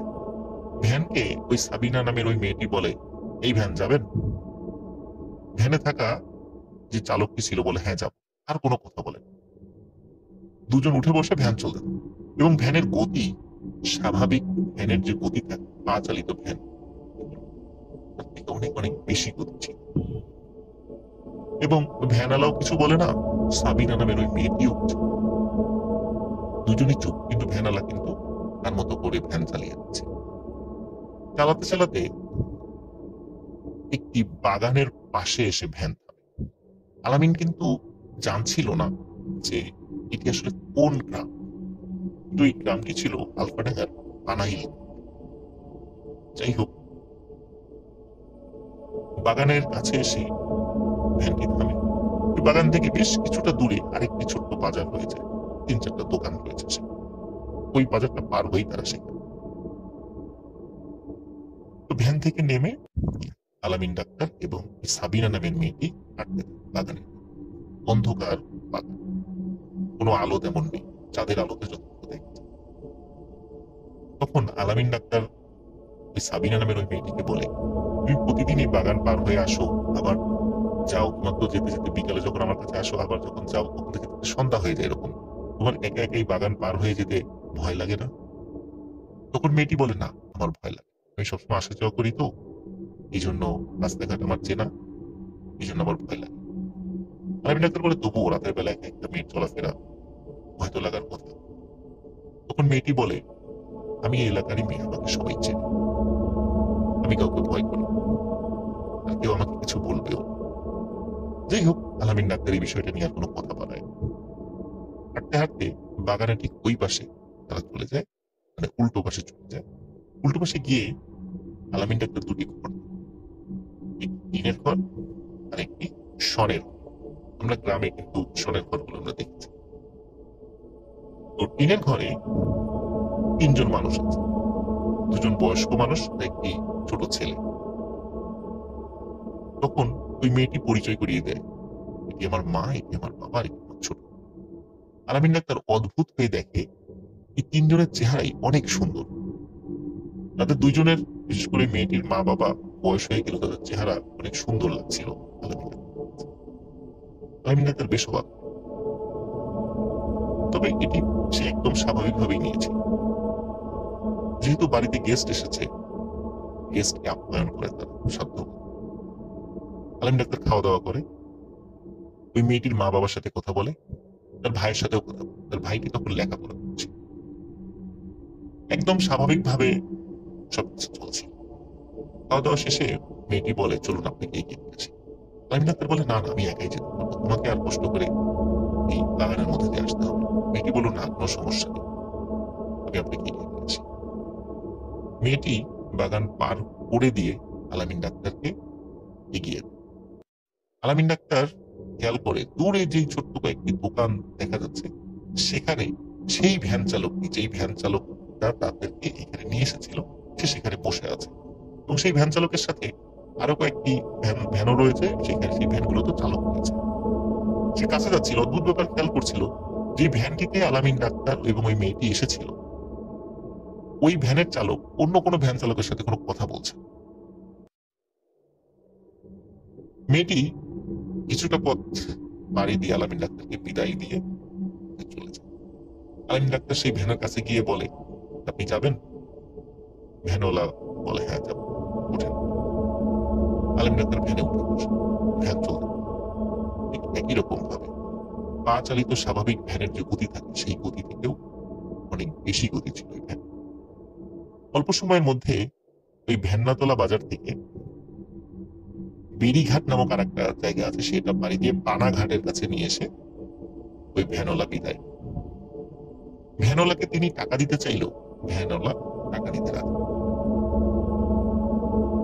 এর মধ্যে আলামিন ডাক্তার হিসাব করে যে পানাঘাট থেকে বেড়িঘাটের যে দূরত্ব, এই দূরত্ব প্রায় 4 থেকে 5 কিলোমিটার, এবং ওই ভ্যান্নাতলা বাজারের দূরত্ব ওই বেড়িঘাট থেকেও আরো অনেক দূর। কিন্তু ঠিক কতটুকু দূর এটি সে বলতে পারছে না। এবং আলামিন ডাক্তার যখন ফিরে আসছে, তখন ঘড়িতে যে কয়টা বাজে এটিও তিনি বুঝতে পারছিলেন, কারণ তার হাতে কোনো ঘড়ি ছিল। যাই হোক, আলামিন ডাক্তার চলে আসে বাড়িতে।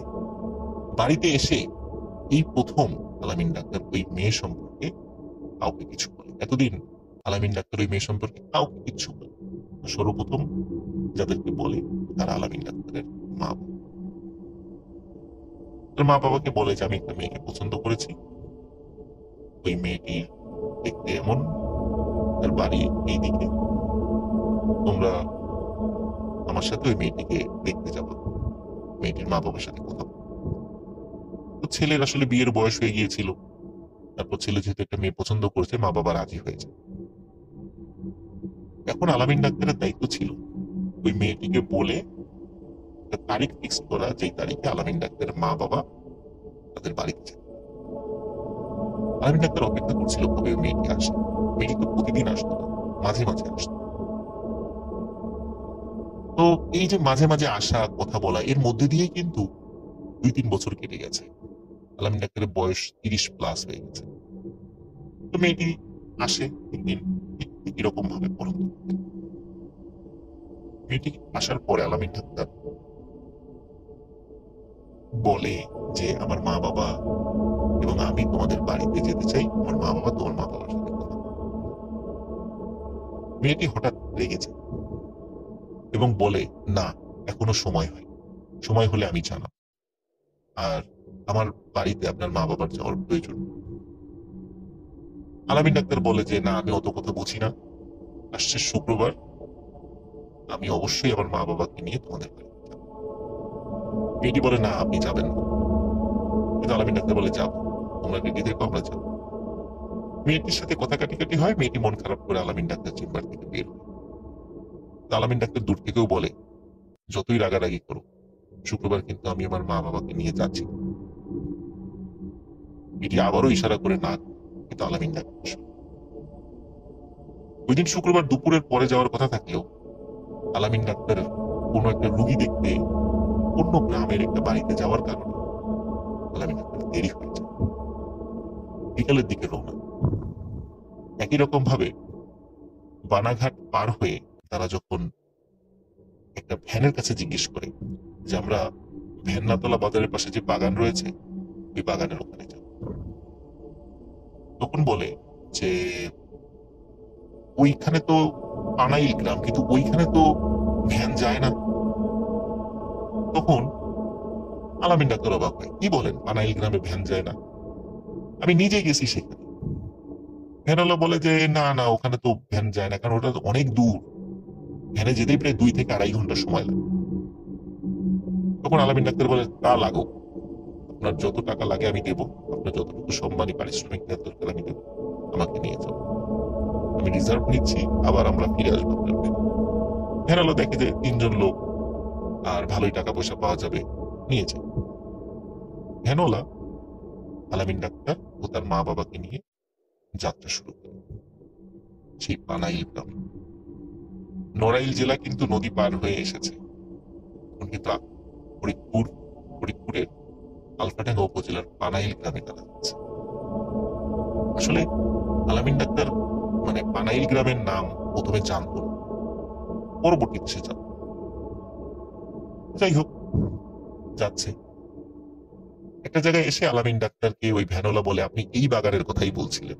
আলামিন ডাক্তার বলে হ্যাঁ, আমি তো এদিক দিয়ে আসছিলাম, আমি তো সবই চিনতে পারছি, এই তো সেই বাগান, এখানে দাঁড়ান, আমরা আসছি, ঘন্টা 2 সময় লাগবে, আপনি চলে যান। ভ্যানওয়ালা ওইখানে ওয়েট। আলামিন ডাক্তার তার মা বাবাকে নিয়ে জঙ্গলের ভিতর দিয়ে এগোলেন। তখন কিন্তু রাত হয়ে গেছে, টর্চ লাইট ছিল, তারা যাচ্ছে। জঙ্গল পার হয়ে আলামিন ডাক্তার এমন একটি দৃশ্য দেখে যেটা দেখার জন্য সে মোটেও প্রস্তুত ছিল।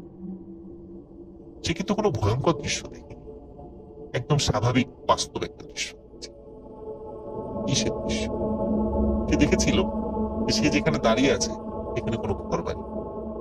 শুধু তাই নয়, তার চোখ যতদূর যাচ্ছে সামনে, ডানে বায়ে, সেখানে কোনো। আলামিন ডাক্তারকে তার মা বাবা বলে বাবা তুমি মনে হয় ভুল করে অন্য জায়গায় চলে এসেছো। আলামিন ডাক্তার বলে না, আমি এই পথ দিয়ে এসেছি। সে খুব কনফিডেন্ট ছিল যে সে এই পথ দিয়ে এসেছে, তারপরেও ভুল হতেই পারে মানুষের। আলামিন ডাক্তার এবং তার মা বাবা আশেপাশে বেশ কিছু দূর পথ হাঁটে, তারা বুঝতে পারে এখানে আসলেই কোনো, এবং ওই বাগানের ওই পাশে একটি চর রয়েছে, চরের ওই পাশে নদী রয়েছে। আলামিন ডাক্তার মন খারাপ করে ফিরে আসে। ফিরে আসার পরে ওই ভ্যান চালককে জিজ্ঞেস করে যে আচ্ছা এখানে তো এরকম বাড়িঘর ছিল। তখন ওই ভ্যান চালক বলে না না, এখানে তো কোনো ঘর বাড়ি ছিল না, আমার জানা মতো এখানে কোনো ঘর বাড়ি নাই, বহুদিন ধরে এখানে কোনো ঘর বাড়ি। তখন আলামিন ডাক্তার এবং তার মা বাবা মন খারাপ করে আবার ভ্যানে উঠে ওই ভ্যান্নাতলা বাজারে চলে আসে। আসার পরে সেখানে মানুষদেরকে বলে যে আমরা তো এখানে এসেছিলাম, ওই বাগানের ওই পাশে তো ঘর বাড়ি আছে, তো আমরা তো একটা বিয়ের কথা নিয়ে এসেছিলাম, তো ওইখানে আসলে আমরা তো কোনো ঘর বাড়ি নেই। স্থানীয় যেখানে ওই লোকজন যারা ওখানে ছিল তারা সবাই বলে না না, ওইখানে তো আসলে কোনো ঘর বাড়ি নেই, ওখানে তো কোনো মানুষ বসবাস করে। কিন্তু ওই গ্রামের একজন প্রবীণ মুরব্বী দোকানে বসে চা খাচ্ছে। আলামিন ডাক্তারকে এসে বলে এই ছেলে তুমি আমাকে বিষয়টা খুলে বলো তো। আলামিন ডাক্তার বিষয়টা খুলে বলো। ওই মুরব্বী কিছুক্ষণ চুপ করে থেকে বলে বাবা আমার মনে হচ্ছে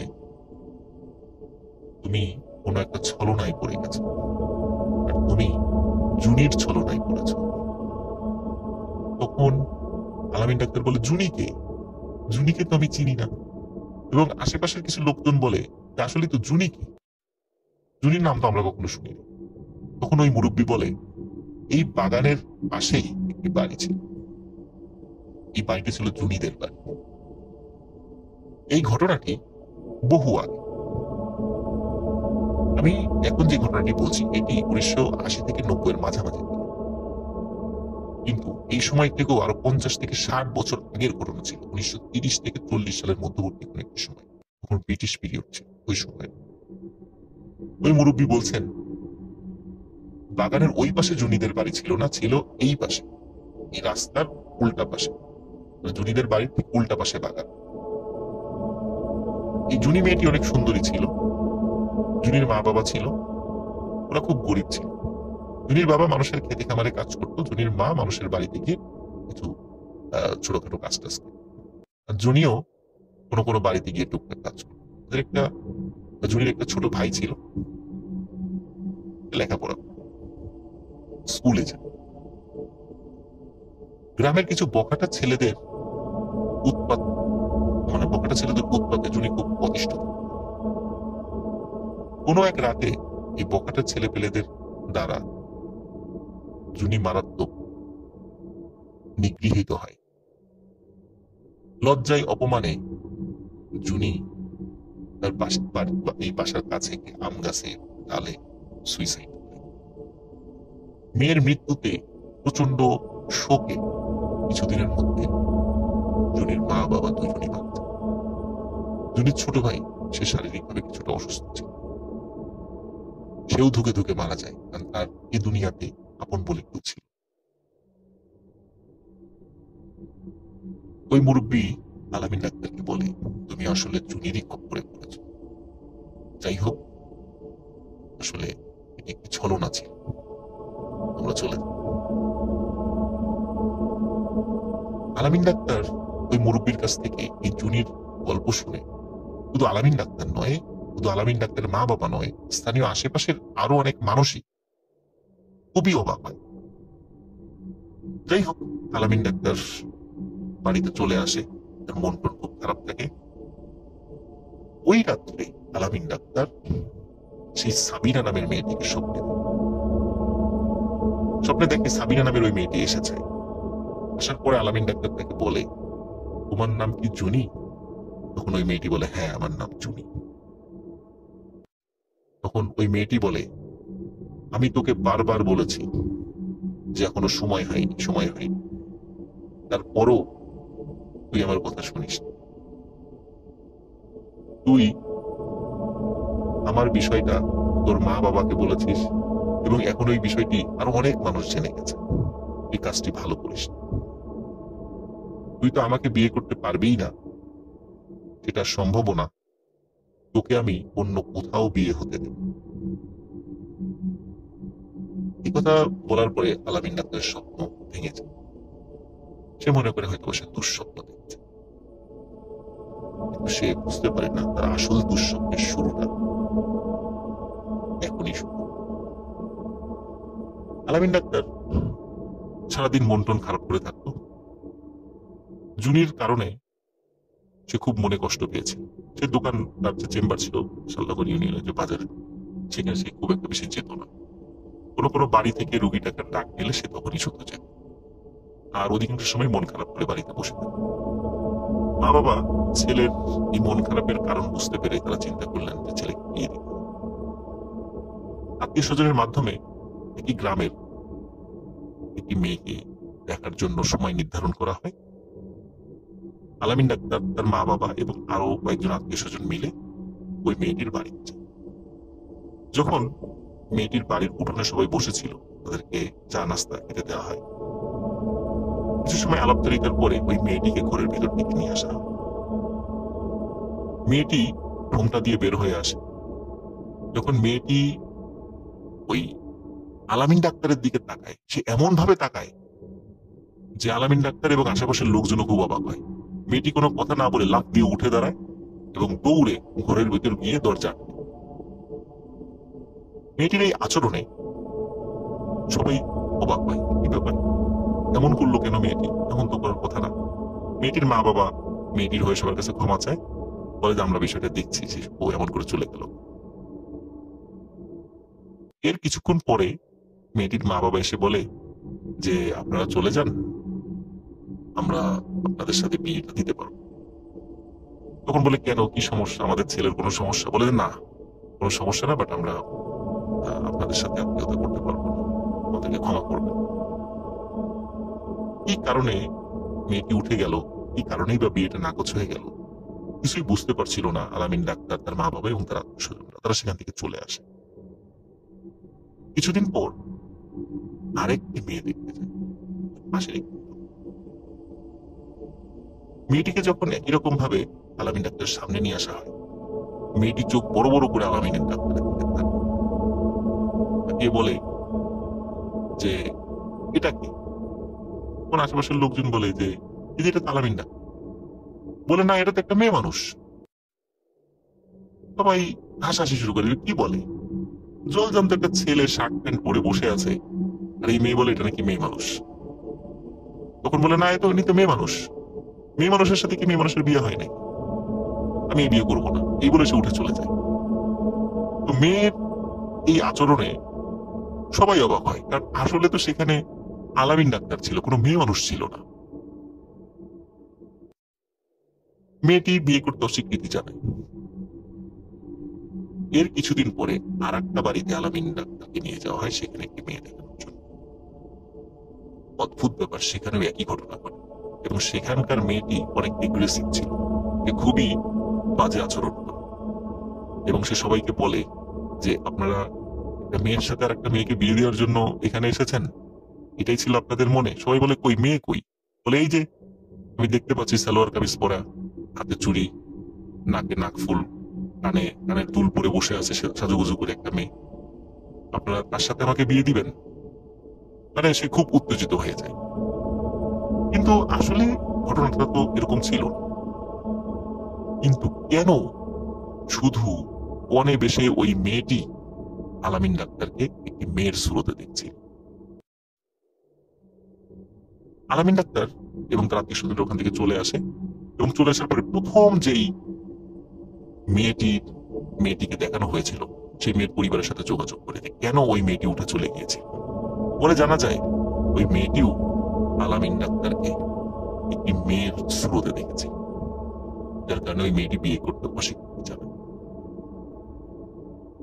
এই খবর যখন গ্রামে ছড়িয়ে গেল, গ্রামের লোকজন বলা শুরু করলো যে আলামিন ডাক্তার হিজড়া হয়ে গেছে। সবাই তাকে কটাক্ষ করে, তামাশা করে হিজড়া ডাক্তার বলে ডাকা শুরু করলো। এতে আলামিন ডাক্তার মনে আরো কষ্ট পেতে থাকে, এবং সবাই বুঝতে পারলো, এবং সবাই বলা শুরু করলো যে আলামিন ডাক্তার আর কখনো বিয়ে হবে, ওই জুনিয়রকে আর বিয়ে করতে দেবে না। আলামিন ডাক্তারও বুঝতে পারলো যে আসলেই তার আর বিয়ে করা সম্ভব। এভাবেই চলে যায় 10 থেকে 15 বছর। আলামিন ডাক্তারেরও বয়স হয়েছে প্রায় 50 ছুঁই ছুঁই। সে কিন্তু বাজারে আর যায় না, বাড়িতেই থাকে, আশেপাশে কিছু রোগী থাকে। এর মধ্যে আলামিন ডাক্তারের সাথে আর কোনো ভয়ঙ্কর ঘটনা ঘটে। প্রায় 15 বছর পর ঘটে আরেকটি ঘটনা। 15 বছর পর 2007 সালের এই ঘটনা ঘটে। সেটি হচ্ছে যে আলামিন ডাক্তার ওই রাত্রে বাড়িতে ছিল, ওই রাত্রে বৃষ্টি হচ্ছে।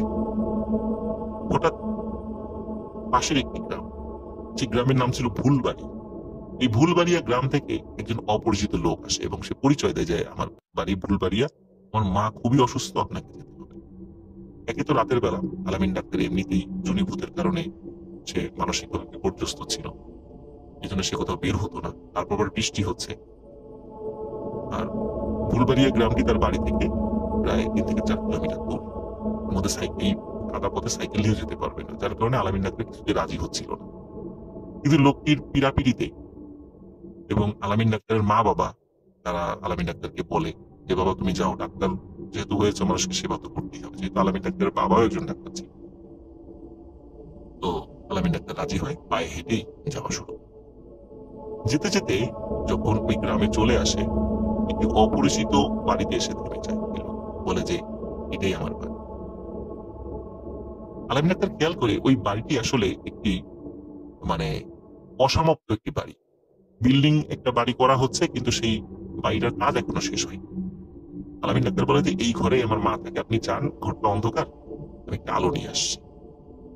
তো আলামিন ডাক্তার যখনই ওই ঘরের কাছে যায়, দেখে ঘরের মধ্যে অনেক আলো। তখন আলামিন ডাক্তার বলে, ওই লোকটিকে চিৎকার করে বলে যে আপনি আলো আনার দরকার কি, ঘরের মধ্যেই তো অনেক আলো। আলামিন ডাক্তার ঘরের মধ্যে ঢুকে পড়ে, কিন্তু ঢুকে আলামিন ডাক্তার যে দৃশ্য দেখতে পায়, এই দৃশ্য দেখার জন্য শুধু আলামিন ডাক্তার কেন, পৃথিবীর কোনো মানুষই হয়তো বা প্রস্তুত থাকে। আলামিন ডাক্তার দেখে ঘরের মধ্যে ঝুনি দাঁড়িয়ে আছে, জুনির সারা শরীর থেকে আলো বের হচ্ছে, ওই আলোতে ঘর আলোকিত হচ্ছে। এই দৃশ্য দেখার সাথে সাথে আলামিন ডাক্তার সেখানে সেন্সলেস হয়ে পড়েছে। এদিকে সারা রাত আলামিন ডাক্তার বাড়িতে ফেরে না। তার মা বাবা চিন্তা করতে থাকে। সকাল হলেই ছেলের খোঁজে বের হয়ে যায়। খুঁজতে খুঁজতে ওই ফুলবাড়িয়া গ্রামে ওই বাড়িতে চলে আসে যেখানে আলামিন ডাক্তারকে পাওয়া যায়। আলামিন ডাক্তার জ্ঞান ফেরে, সব ঘটনা ভুলে। কিন্তু অদ্ভুত ব্যাপার হলো, এই ঘটনার পর থেকেই আলামিন ডাক্তারের মানসিক বিকৃতি দেখা। অদ্ভুত ব্যাপার হলো, আলামিন ডাক্তার সে মেয়েদের জামা কাপড়, শাড়ি, চুড়ি, লিপস্টিক, নেইল পালিশ, এই জিনিসগুলো ব্যবহার শুরু করে, মেয়েদের মতো আচরণ শুরু করে।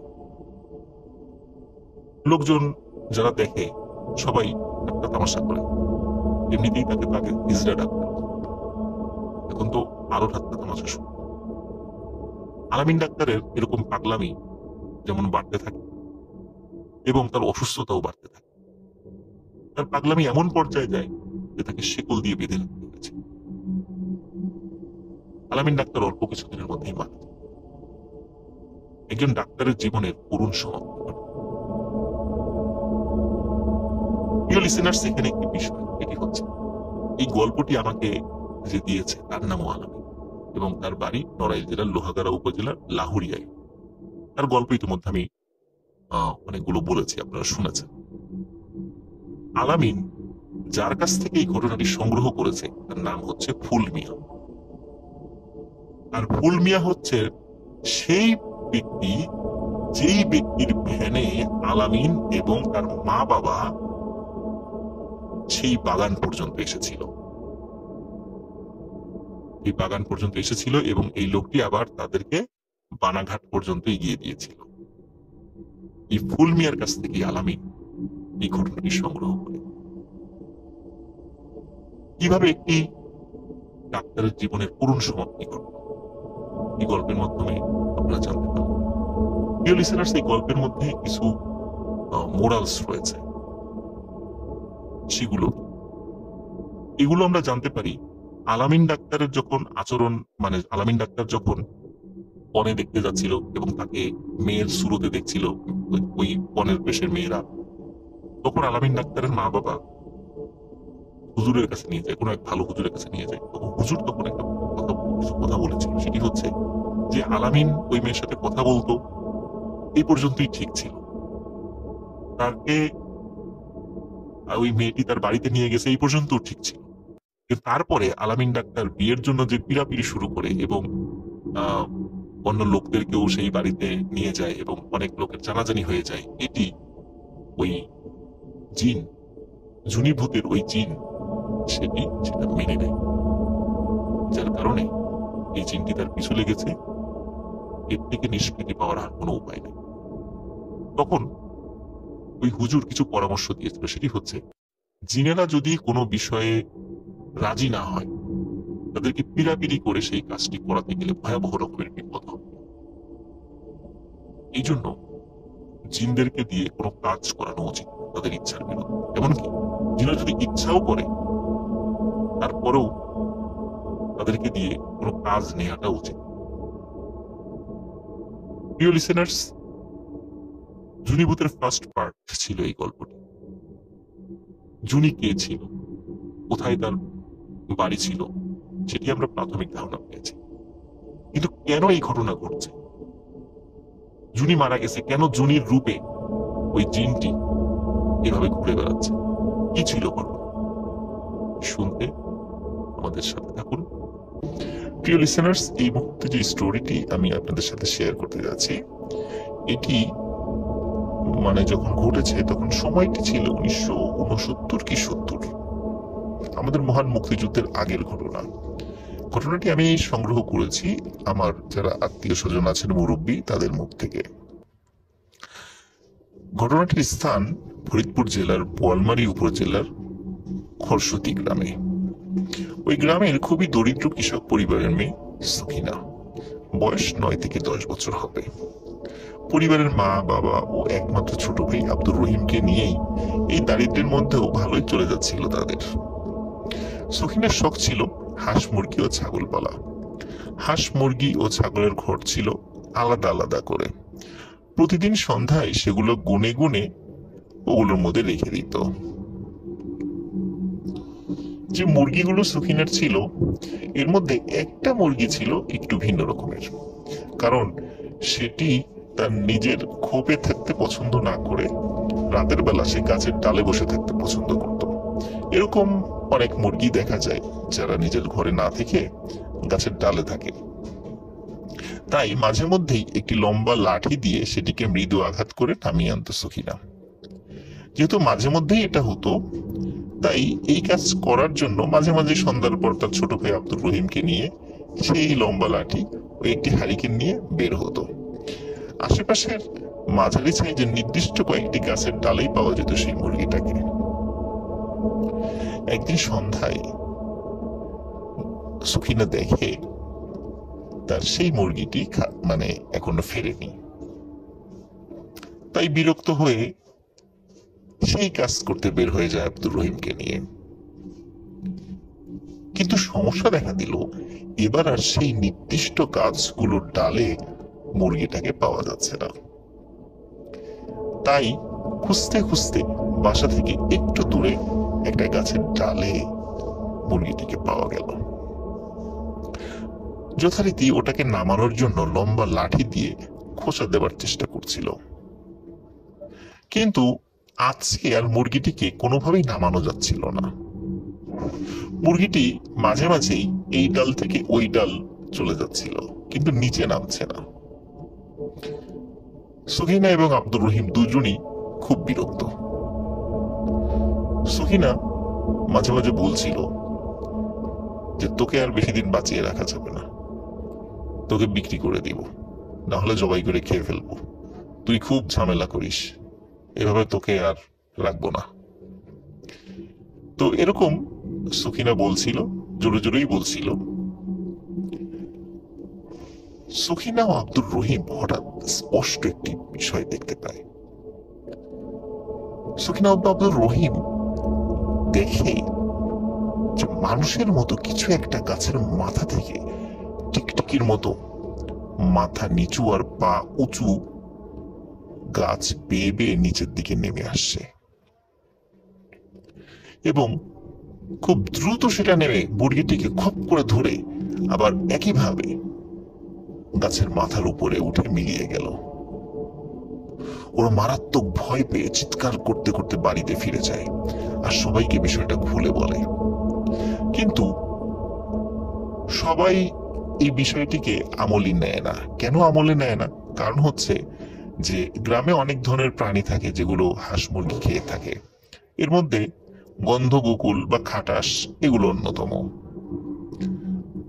সবাই বলে যে তোরা এই জিনিসটাকেই দেখেছিস, এগুলো কোনো ভূত প্রেত না, অন্য কিছু না, খাটাস বা গন্ধগোকুল এগুলোই হবে। যেহেতু ওরা দুজনই বাচ্চা কাচ্চা ছিল, তাই বাচ্চা কাচ্চাদের কথা কেউ পাত্তা দেয় না। এর ঠিক কয়েকদিন পর ঘটে আরেকটি ঘটনা। সন্ধ্যায় সখিনার একটা ছাগলকে পাওয়া যাচ্ছিল না।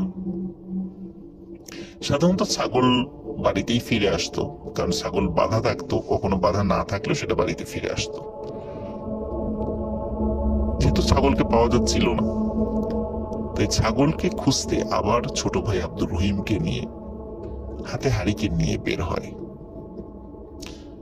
কিন্তু কোথাও পাওয়া যাচ্ছিল না ছাগলকে। ছাগলের একটা নাম রেখেছিল সখিনা, যদিও বা সেই নামটি কি এটি আমি জানতে পারিনি, বা আমি তাদের কাছ থেকে শুনেছি, আমাদের যারা পরিচিত মুরব্বী ওনারাও বলতে পারেননি। সখিনা যখন ছাগলটির নাম ধরে ডাকছিল, অনেক দূর থেকে ছাগলের শব্দ ভেসে আসছিল, কারণ সখিনা তার ওই ছাগলের ডাকটি শনাক্ত করতে পারত। সখিনার কানে যতটুকু আওয়াজ আসে তাতে বুঝতে পারে বাড়ি থেকে অনেক দূরের একটি উঁচু ভিটা থেকে ছাগলের মৃদু ডাকের শব্দ ভেসে আসছে, এবং এটাই তার কাছে মনে হচ্ছিল। আব্দুর রহিমও বলে, হ্যাঁ ঠিক ঠিক ওই উঁচু ভিটার ওই দিক থেকেই ছাগলের শব্দটি আসছে। তখন ওরা দুজন ওদিকে চলে যায়। এখানে বলে রাখা ভালো যে ওদের বাড়ি থেকে একটু দূরে যে উঁচু ভিটাটি রয়েছিল, এটি আসলে ছিল একটি শ্মশান। বর্ষাকালে যখন সব দিক পানিতে তলিয়ে যায়, তখনই আশেপাশের কয়েকটি গ্রামের হিন্দু ধর্মাবলম্বীরা লাশ পোড়ানোর জন্য এটা ব্যবহার করে। আর যখন শুকনোর সময় থাকে তখন এটা ব্যবহার করে না, নদীর পাড়ে লাশ পোড়ানোর জন্য নিয়ে যায়। তখন ছিল শীতের সময়, তাই চারদিকে শুকনো ছিল। আর ওদের বাবা সেদিন বাড়িতে আসতে কিছুটা দেরি করছিল বলে দুই ভাই বোন নিজেরাই সাহস করে চলে যায় সেই ভিটায়। সেই ভিটায় কিছু বড় গাছ ছিল এবং বেশ কিছু ঝোড় ঝাপ এগুলোও ছিল। গাছগুলো পার হয়ে ওরা যখন মূল ভিটায় গেল, তখন আর কোনো ছাগলের শব্দ পাওয়া যাচ্ছিল না, শুধু ছিল চারদিক থেকে ঝিঝি পোকার ডাক। সহিনা তখন ছাগলটির নাম ধরে আবারও ডাকে। সাধারণত সখিনা আগে দেখতো যে ছাগলটির নাম ধরে যদি সখিনা ডাকে, ছাগলটি উত্তর নেয় এবং ছাগল যেভাবে শব্দ করে সেভাবে শব্দ করে সে উত্তর নেয়। সখিনা যখন কয়েকবার ছাগলটিকে ডাক দেয়, তখন আবারও ছাগলের শব্দ তাদের কানে ভেসে আসে। কিন্তু এবার মনে হয় যে ছাগলের শব্দটি ঠিক মাটির উপর হচ্ছে না, মাটির উপর থেকে উঁচুতে, মনে হচ্ছে গাছের আগার থেকে এই শব্দটি ভেসে আসছে। তখন ওরা যখন আবারও ছাগলটির নাম ধরে ডাক দেয়, তখন এক পাশ থেকে ছাগলের শব্দ আসে। ওরা দেখে একটি লম্বা গাছের দিক থেকে শব্দটি আসছে। সখিনা এবং আব্দুর রহিম হাতে হারিকেন নিয়ে সেই গাছটির দিকে যায়, কিন্তু সেখানে গিয়ে উপর দিকে তাকিয়ে কোনো ছাগল দেখতে পায় না। আবারও ডাক দেয়। তখন মনে হলো যেই জায়গা থেকে একটু আগে ওরা সরে এসেছে সেই দিকে গাছ রয়েছে, সেই গাছের উপর থেকে শব্দ আসছে। ওরা সেদিকে চলে যায়, গিয়ে উপর দিকে তাকিয়েও কোনো ছাগল দেখতে পায় না। তখন আবারও ছাগলটির নাম ধরে সখিনা ডাক দেয়। এবারে ডাকেও ছাগলটি উত্তর নেয় তার মতো করে শব্দ করে, কিন্তু মনে হচ্ছিল অন্য আরেকটি গাছ থেকে সেই শব্দ ভেসে আসছে। তার মানে হচ্ছে ছাগলটির শব্দ সরে সরে যাচ্ছিল, একই জায়গায় ছিল না। এবার যখন তার একটি গাছ শনাক্ত করে সেই গাছের নিচে গিয়ে উপর দিকে তাকায়, এবার ছাগলের দেখা পায়। অদ্ভুত ব্যাপার হচ্ছে ছাগলটি ওই গাছের অনেক উঁচু একটি ডালে দাঁড়িয়ে আছে, অনেক কষ্ট করে দাঁড়িয়ে আছে, মনে হচ্ছে এখনই পড়ে যাবে, কারণ ছাগল তো গাছের ডালে আসলে দাঁড়িয়ে থাকতে পারে না। এখন প্রশ্ন হলো, ছাগল এই গাছে উঠলো কিভাবে? ওঠার তো কোনো সম্ভাবনাই নেই। আর ডালের উপর যে দাঁড়িয়ে আছে, মনে হচ্ছে মাত্র ও ডালের উপর দাঁড়িয়েছে, কেউ ধরে ওকে দাঁড় করিয়ে দিয়েছে এবং এখনই পড়ে যাবে এমন মনে হচ্ছে।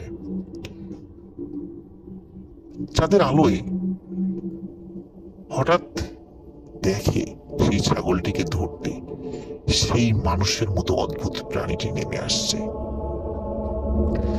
ছাগলটি ভয়ে ডাল থেকে লাফ দেয়, লাফ দিয়েই ছাগল মারাত্মক আহত হয়।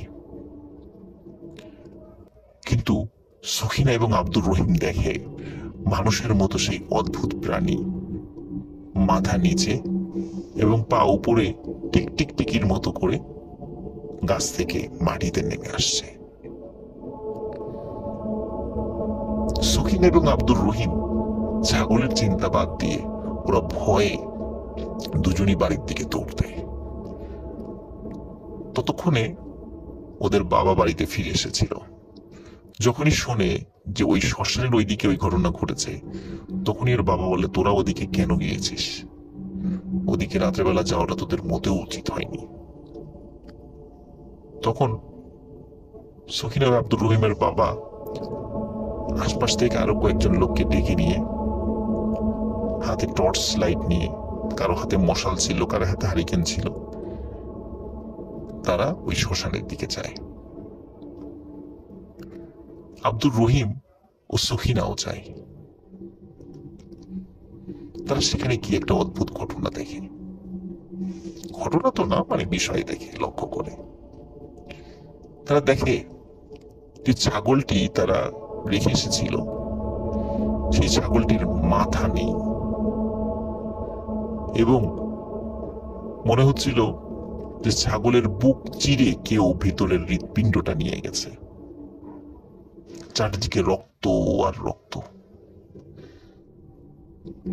ছাগলের মাথা এবং হৃৎপিণ্ডবিহীন দেহ তারা দেখে এক একজন এক এক রকমের মন্তব্য করে। কেউ কেউ বলে এটা হচ্ছে একটা পিচাস, শুদ্ধ বাংলা যেটাকে পিশাচ বলা হয়, যে এটা কোনো পিচাসের কাজ। কেউ কেউ বলে না, ওরা বাচ্চা মানুষ, ওরা ভুল দেখেছে, এটা হয়তো বা কোনো মেছো ভাগ বা এই টাইপের কিছু হবে, এরকম কিছু না।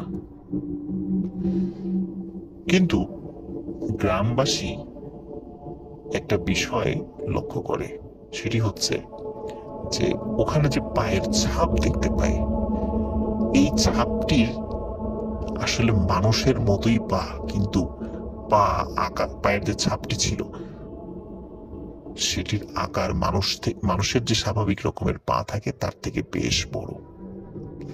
এবং অদ্ভুত ব্যাপার হচ্ছে, পায়ের ছাপ যেখানে ছিল তার সামনে হাতের ছাপও ছিল। তার মানে হচ্ছে এই প্রাণীটি হাত পা উভয়কে নির্ভর করে চলাফেরা করে। এবং একটি লম্বা গাছের কাছে গিয়ে দেখে সেখানে রক্তের ছাপ রয়েছে। তার মানে হচ্ছে সত্যি কোনো প্রাণী ছাগলটির মাথা ছিঁড়ে নিয়ে এবং বুক চিরে হৃৎপিণ্ডটা বের করে নিয়ে গাছের উপরে চলে গেছে। গ্রামবাসী ফিরে এসে গ্রামের যে মেম্বার ছিলেন তাকে বিষয়টা বলে। তখন সিদ্ধান্ত হয় যে শ্মশানে যে গাছগুলো আছে, ঝোড়ঝাপ আছে, সেগুলো পরিষ্কার করতে হবে। সত্যি সেটা করা হয়।